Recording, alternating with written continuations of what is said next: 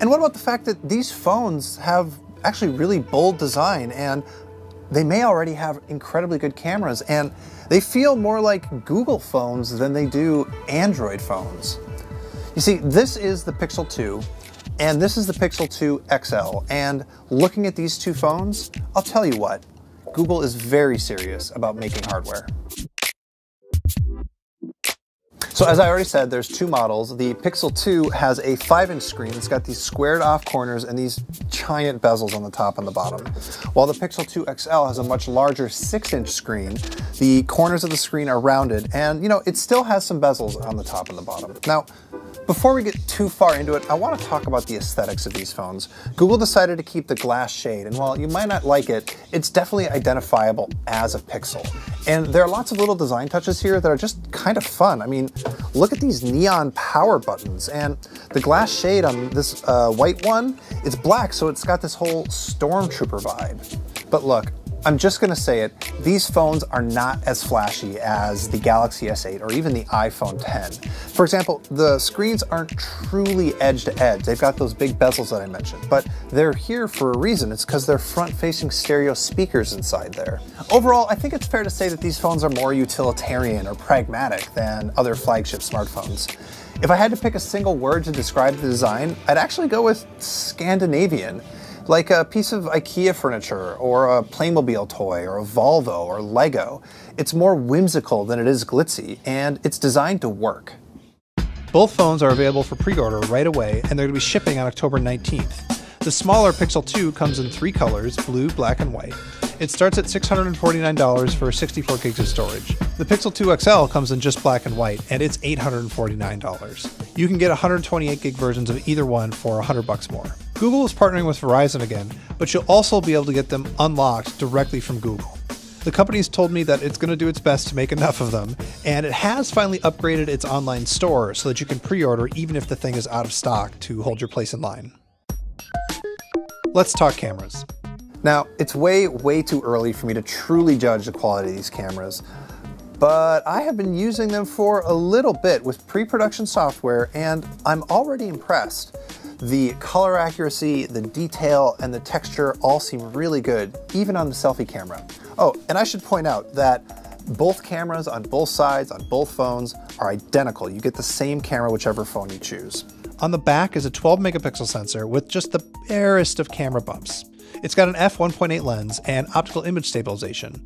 It also has these things that are called dual pixels, and they're actually the key to what Google has done to improve this camera. Basically, dual pixels means that every pixel on the camera sensor is actually 2 pixels. That helps with focus, but it also means that there's just a lot more information for the camera processor to work with.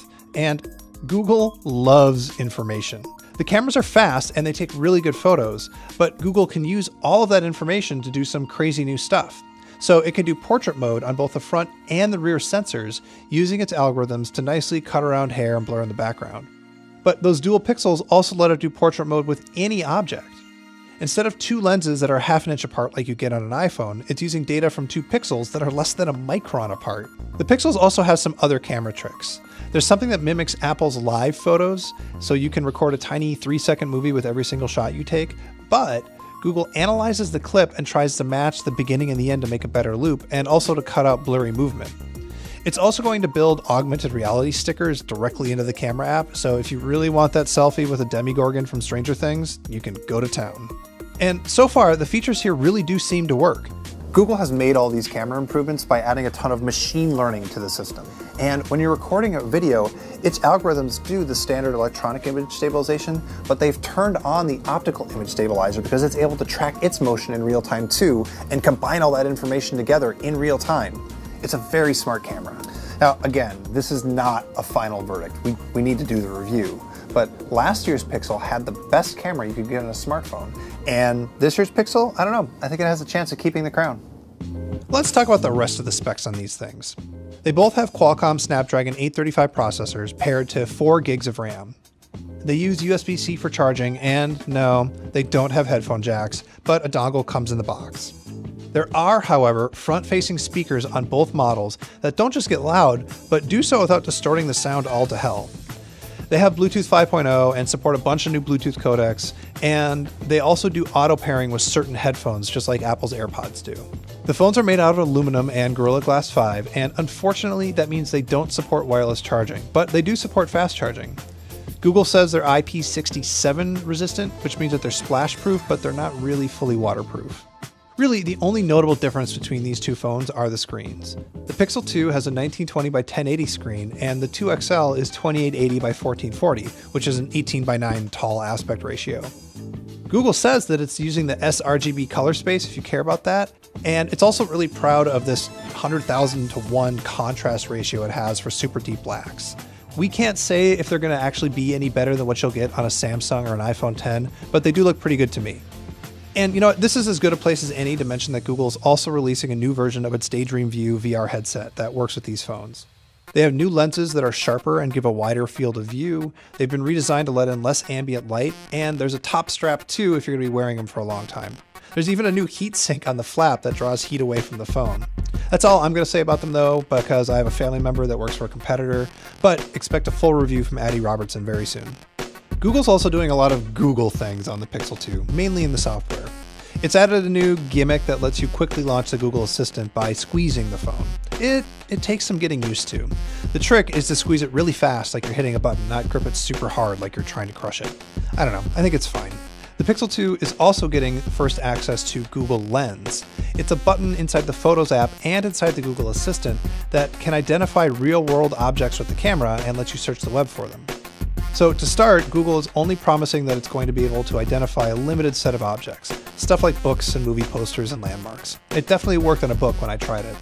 But you can also point it at random stuff too if you want, and it might have a shot at working. I pointed it at my watch, and it recognized that it was a watch, but it couldn't tell what kind of watch it was. And finally, as it does with every single release, Google is messing around with the home screen and adding some more custom features. This time, the button to search Google has been integrated at the bottom on the app dock, and then up top, there's a new At a Glance widget that will show your next appointment. There are now better live wallpapers that are basically like little movie clips on your home screen. And last but not least, Google has updated the camera software. It integrates a little bit better with Google Photos now. Are these the world's most powerful phones? Nah. They don't have the world's most powerful processor, and they definitely don't have the world's most amazing screen. Where Apple and Samsung can hit you in the face with hardware advances, Google has to play a more subtle game. Like I said before, where these other companies are flashy, Google is being pragmatic. But it is trying to take advantage of the strengths that Google does have. The Assistant, the home screen, the camera, all the machine learning, all of it is there so that Google's algorithms can figure stuff out for you automatically. And that's always been Google's promise. Let the AI make things better, not just the hardware. We'll find out if Google is right about all that on October 19th when they go